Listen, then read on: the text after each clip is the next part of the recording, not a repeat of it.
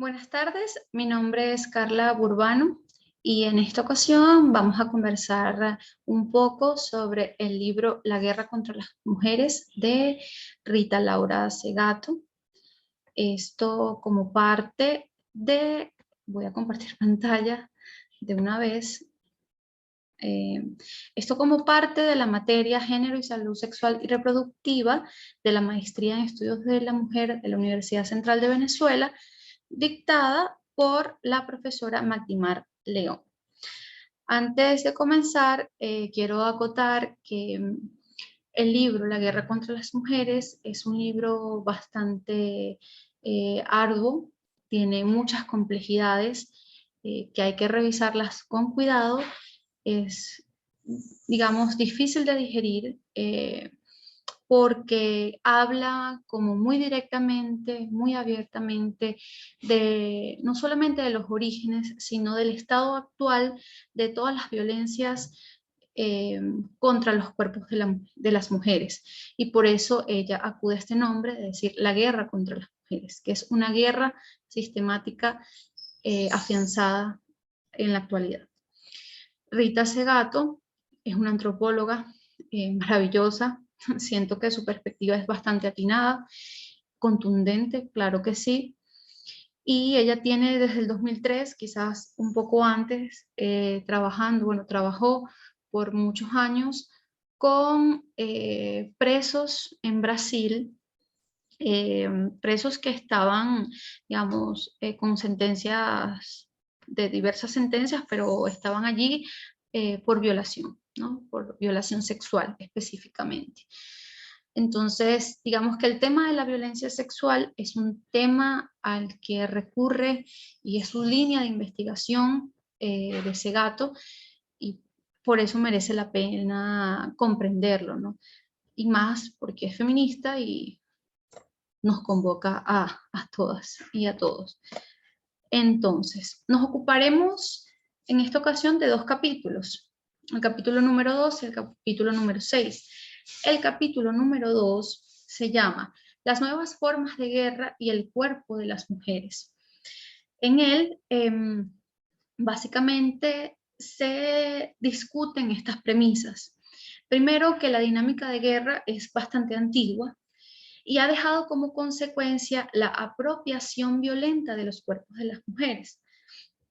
Es decir, que las violaciones sexuales de mujeres ha sido una consecuencia colateral de la guerra.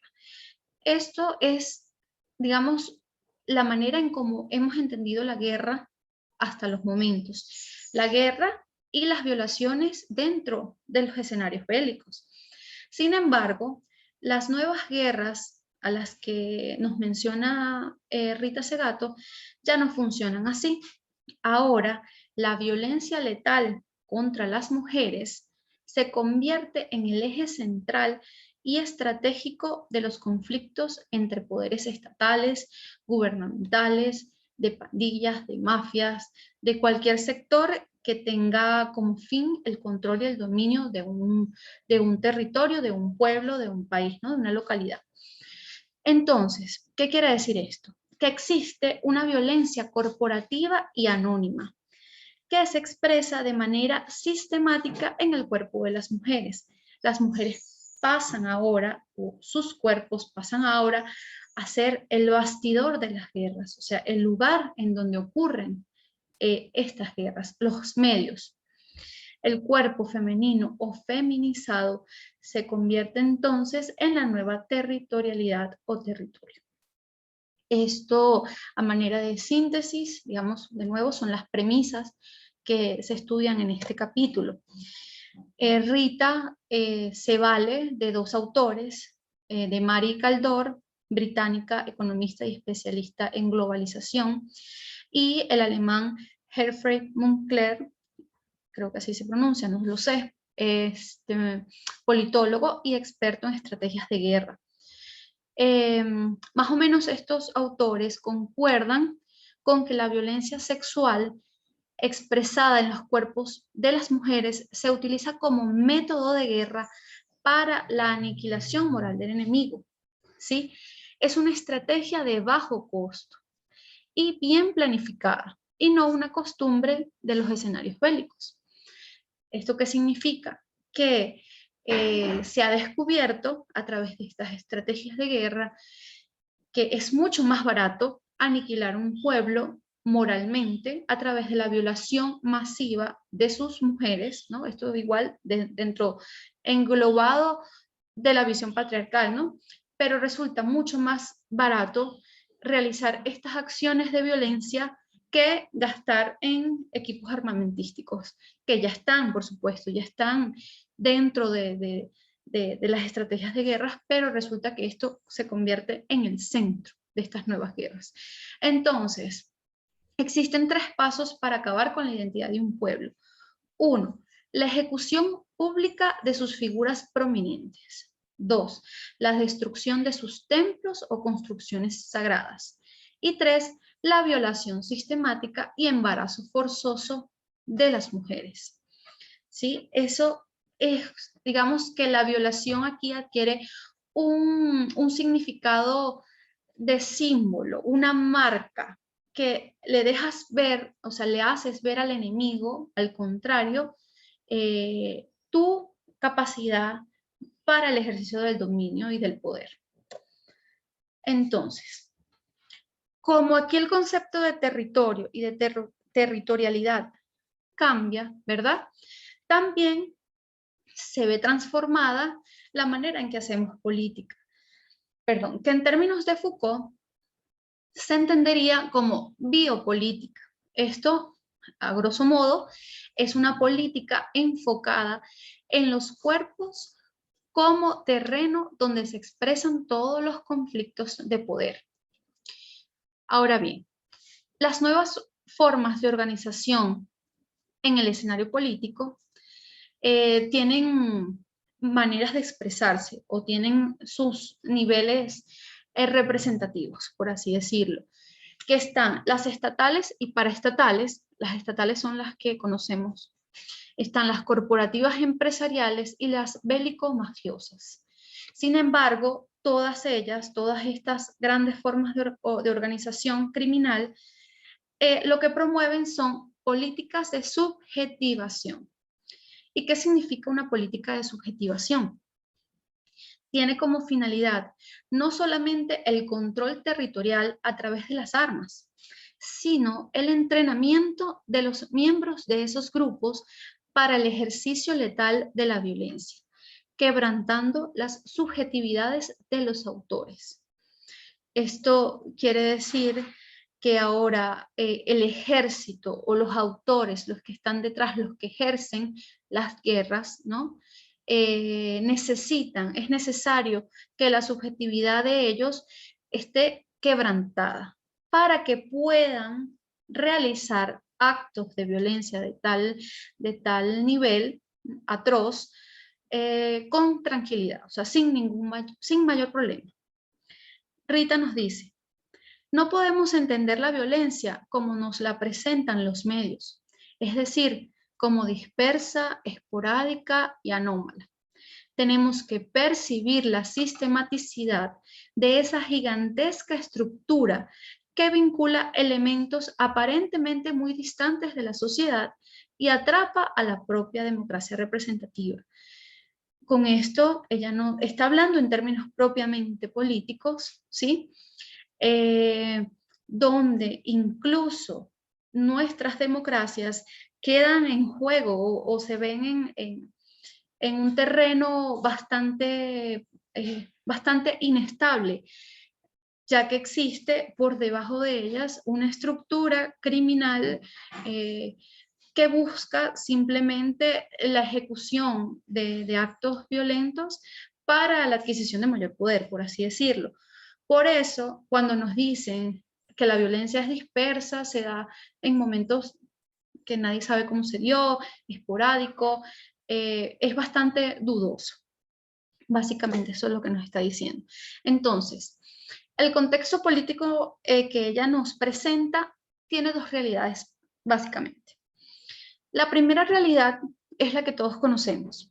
Aquí todo lo que aparece es todo lo que aparece declarado legalmente al Estado, ¿sí? organizaciones, toda la estructura jurídica, médica, ONGs, educación, todo lo que conocemos, todas las estructuras e instituciones que conocemos. Y, digamos, todas estas estructuras se ven protegidas por las fuerzas policiales legales, las fuerzas militares legales y las instituciones públicas, y todas ellas se encargan de proteger esos bienes, ¿no? Los bienes que se declaran legalmente, cabe destacar. Pero existe una segunda realidad y es todo aquello que subyace a la economía legal. Son las dinámicas de criminalización, ¿verdad? Estas dinámicas de criminalización cuentan con corporaciones armadas ilegales, cabe destacar, para proteger la propiedad y el flujo incalculable de dinero y, por supuesto, a sus dueños. Estos dueños, por lo general, son pequeños grupos elitescos. El Estado no duda en sacar su segundo brazo para la protección de las riquezas que surgen en este subsuelo. Y esto va a ser un aspecto fundamental en la obra de Rita Segato y que ella va a defender hasta el final. Que existe este segundo brazo del Estado que no duda en ningún instante en alzar mecanismos de defensa para proteger todo el capital que se acumula dentro de esta economía inferior, de esta economía que va por debajo de la economía legal.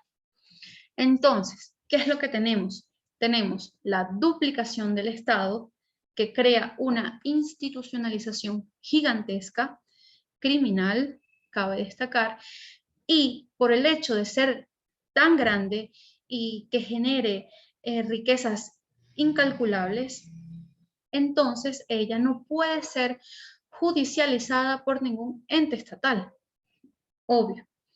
Entonces, ¿qué nos dice Rita? De esta forma, el crimen y la acumulación de capital por medios ilegales dejó de ser excepcional para transformarse en estructural y estructurante de la política y de la economía. La aquí descrita es, entre muchas, de las formas en que el Estado es legalmente dual, ¿sí? Y actúa paraestatalmente sin traicionar su normativa. Existen varias formas de duplicación y todo un territorio liminal entre lo legal y lo criminal. Un verdadero limbo que demuestra la naturaleza ficcional del Estado de Derecho. O sea, de nuevo, pareciera que el Estado de Derecho es un terreno bastante inestable, bastante delgado, que el Estado, en la forma como lo conocemos, pareciera que llegado su momento, no va a dar cuenta y no va a defender todo lo que hasta en esos momentos se ha logrado a nivel de jurisdicción, por ejemplo, para decir algo. Entonces, en las nuevas guerras tenemos acciones bélicas económico-militares. Así se comportan las nuevas guerras. Y exhiben la crueldad. O sea, muestran la crueldad a plena luz del día en escenarios públicos de manera exhibicionista con un fin específico, ¿no? Entonces, ¿de dónde proviene? Bueno, los autores de estas guerras reciben entrenamiento para quebrantar la empatía y sensibilización de estos mismos, claro está. Esto a mí me recuerda a lo que ella maneja en el libro de las estructuras elementales de la violencia y entiende como mandato de masculinidad. Digamos, para que pueda ejercerse este tipo de guerra es necesario un mandato. Y ese es el mandato de la masculinidad, dirigido por la racionalidad patriarcal, diría yo, donde necesita, o sea, se le vuelve necesario expresar la violencia sobre los cuerpos de las mujeres para el control y el ejercicio del poder sobre un territorio específico. Entonces, escuchemos a Rita nuevamente. Ella dice, sobre la violación como método, insisto en que en el nuevo contexto bélico, ella no es apropiación, sino destrucción, es decir, la devastación física y moral de un organismo pueblo. No es el cuerpo del soldado, sicario, mercenario, no es el sujeto activo de la corporación armada enemiga, no es el antagonista propiamente bélico, aquel contra quien se lucha, sino un tercero. A esto hay que ponerle bastante atención. Un tercero, una víctima sacrificial, un mensajero en el que se significa, o sea, en el que se inscribe el mensaje de soberanía dirigido al antagonista. Entonces las mujeres pasamos a ser, por eso ella decía que somos como el bastidor, pasamos a ser ese territorio en el cual se disputan las nuevas guerras. Y continúa. Cuando se viola tanto a una mujer como a un hombre, la intención es su feminización como marca definitiva e indeleble. Y ese acto, a su vez, establece de forma inapelable la imposibilidad de escapar de la matriz heterosexual como fundamento y primera lección de todas las otras formas de relación de dominación. Entonces, cuando hablamos de violaciones sistemáticas, violaciones sexuales sistemáticas contra las mujeres, no podemos decirles que son o que se trata de crímenes de odio, porque no se trata de acciones violentas monocausales, es decir, que se dan al furor de lo íntimo y lo emocional. Es más bien un agresor que busca dejar marcada su pertenencia a un grupo armado y criminal, a una corporación o pandilla. Es decir, es un cálculo. Las agresiones letales contra las mujeres son un cálculo. Y esto ella lo deja claro, ella incluso pone unos ejemplos bastante importantes de las estrategias de guerra.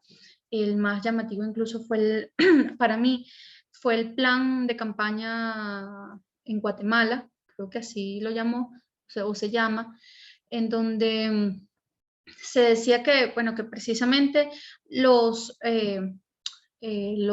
autores, o sea, los que estaban dentro de las organizaciones militares, tenían que recibir un entrenamiento específico. Y el primer paso era ir a prostíbulos en donde tenían la orden de ejercer una violencia, o sea, violaciones y agresiones físicas, psicológicas de todo tipo a las mujeres que se encontraban en esos prostíbulos. Eso era como paso número 1.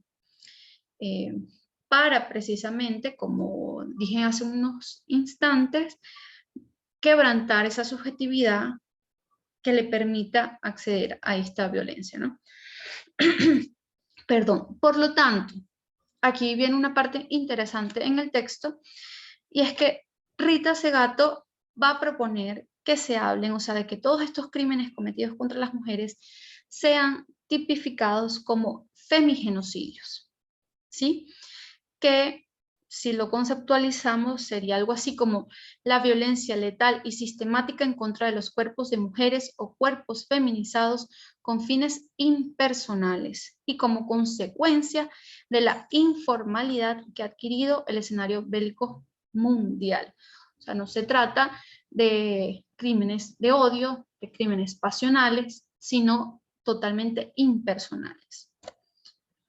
Eso hasta allí un poco llega a 2. En el capítulo 6, que se llama 5 debates feministas, temas para una reflexión divergente sobre la violencia contra las mujeres. El primer debate, femicidio y femigenocidio. Esto aquí ya nos dice básicamente que históricamente la primera colonia, o sea, el primer territorio a conquistar siempre fue el cuerpo de la mujer. Y el debate transcurre básicamente en que toda violencia contra la mujer está regida por la estructura patriarcal y de género, que existen crímenes letales que se alejan de aquellos que se dan en la intimidad del hogar. Resistirse a tipificar la violencia tiene como consecuencia la privatización de todos los crímenes. Es englobar, o sea, si no, ella dice, si no somos más específicos a la hora de tipificar las violencias y los crímenes que ocurren contra las mujeres, entonces vamos a comenzar a englobar dichos crímenes en una sola bolsa, ¿sí? Y se van a escapar a la hora de ponerlos frente a un jurado a darles debida sentencia, por así decirlo. En el segundo debate, trata sobre la victimización de las mujeres en la guerra. Un poco de lo mismo, un poco de lo que ya hemos venido hablando. Ella dice que la victimización de las mujeres ya no es un daño colateral, sino que adquiere centralidad estratégica para el dominio de un pueblo, de un país, de una localidad, etc. Rita discute con parte del movimiento feminista que dice que en la guerra lo que existe es una ampliación del espacio privado del hogar, hablando específicamente de las violaciones sexuales. Es decir, que se sigue viendo la violación sexual, o mejor dicho, que se sigue viendo la violación como un aspecto únicamente de orden sexual e íntimo. Es decir, que pasa, que sucede en esa interrelación entre hombre y mujer. En el tercer debate, ella utiliza el eslogan desiguales pero diferentes, frente a un eslogan moderno que dice que somos desiguales pero iguales, ¿no? ¿Qué se discute en este debate? Que la estructura patriarcal sufre una transformación con la conquista y colonización, es decir, con la llegada de la modernidad. Cuando entra la modernidad en la historia, en nuestra historia, el patriarcado adquiere una dinámica violenta, letal, jamás vista. Nucleariza las familias y engloba todo en el binarismo. Ese binarismo que todas conocemos perfectamente bien. Lo privado, lo público, lo íntimo y lo político, todos estos binarismos. Entonces, ese eslogan moderno de desiguales pero iguales es una ilusión, porque dentro del binarismo, que apela en la modernidad, no hay lugar para el otro. En cambio, si a ese eslogan lo cambiamos, dice ella, y decimos desiguales pero diferentes, esto apela a un mundo plural, ¿sí? Y es un reto ético importante, porque no es solamente declararnos en una condición de desigualdad frente a los hombres o a las estructuras políticas, sino también reconocer que dentro de cada localidad, dentro de cada sector, existen realidades muy particulares de mujeres que tienen por ellas mismas, digamos que buscar o afianzar su propia historia, su propia situación. Entonces, en el cuarto debate se habla sobre el papel asignado al Estado, y este es un debate bastante rudo, y creo que hay bastante controversia, porque hay un feminismo que apuesta por el avance, por las transformaciones sociales, ¿no? A través del campo estatal, es decir, recurriendo al Estado. Pero hay un feminismo que dice que la estrategia institucional ha dado realmente muy pocos frutos. El primer grupo de feminismo, de feministas, digamos, cree que con una instrucción adecuada a los agentes estatales se corregirían las fallas. Sin embargo, el segundo grupo dirá que el doblamiento del Estado, al existir un doblamiento de ese Estado, entonces él mismo apelará siempre a sus propios intereses y por tanto no podrá responder adecuadamente a las necesidades de las mujeres. Y más, esta es la posición de Rita obviamente, y más cuando ella ya mostró de alguna forma, ¿no? Que este Estado llega a un punto en donde, de ser necesario, lanza todo el arsenal eh, bélico para conseguir un fin específico, ¿no? Que es más dominación y más acumulación de capital. Rita apuesta también por un camino, digamos, extraestatal, es decir, a través de un tejido comunitario, donde se rescate la situación histórica particular de cada región, respetando eso, la situación, la particularidad de las mujeres en cada localidad, ¿no? Y finalmente, en el quinto debate, ella nos dice no getificar el problema de género, ¿sí? ¿Qué sucede?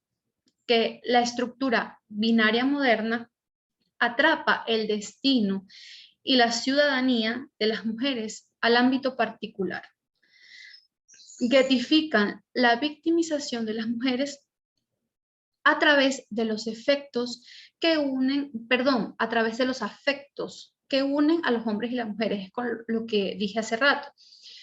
Como hay una relación interpersonal entre hombres y mujeres, y esta relación gracias a todos los estereotipos que tenemos que funcionan casi que automáticamente en nuestra cabeza, entendemos que las violaciones sexuales se deben más hacia el ámbito íntimo, se sigue incluso pensando en la mística de la feminidad, que bueno, o sea, por ejemplo, se me ocurre este ejemplo, que ella coloca, Rita Segato coloca al principio, que es toda la lectura que ella hace sobre las mujeres en Ciudad de Juárez.